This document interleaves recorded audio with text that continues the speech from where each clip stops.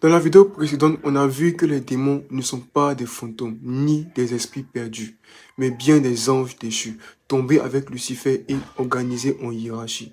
Mais maintenant, on va aller plus loin. Parce que certains démons sont nommés dans la Bible, pas juste des catégories comme puissance ou principauté, des noms, des esprits, des identités, des missions précises. Et si tu penses que c'est juste du symbolique, tu vas voir que c'est beaucoup plus réel que tu ne l'imagines. Reste bien jusqu'au bout de cette vidéo. Ne pars pas, parce que ce qu'on va citer ici peut t'ouvrir les yeux sur ce que tu vis, peut-être sans le savoir. 1. Légion, Marc 5, verset 9. Jésus rencontre un homme possédé par plusieurs démons. Quand il demande leur nom, l'Esprit répond: mon nom est Légion, car nous sommes nombreux. Ça montre que certains démons agissent en groupe organisé comme une armée. 2. Belzébuth, Matthieu 12, verset 24. Les pharisiens accusent Jésus de chasser les démons par Belzébuth, surnommé le prince des démons.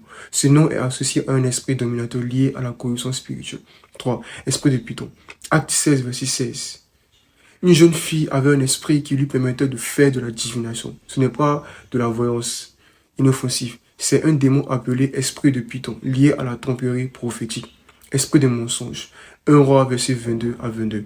Dans le ciel, un esprit se présente devant Dieu et dit: moi j'irai et je serai un esprit de mensonge dans la bouche de tous ces prophètes. Ce n'est pas un symbole, c'est un démon mentionné pour tromper les prophètes d'Israël. 5. Esprit impur, muet, sourd.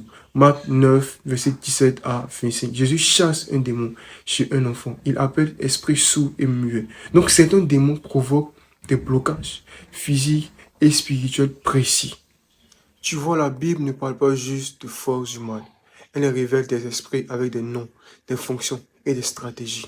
Et ça, il faut le connaître pour mieux discerner ce qui t'entoure. La bonne nouvelle, c'est que tous ces esprits se soumettent au nom de Jésus.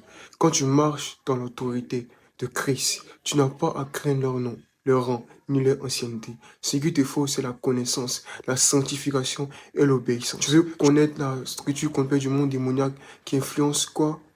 Quelles sont les classes, les rangs, les rôles des esprits? Alors ne rate pas surtout la prochaine vidéo.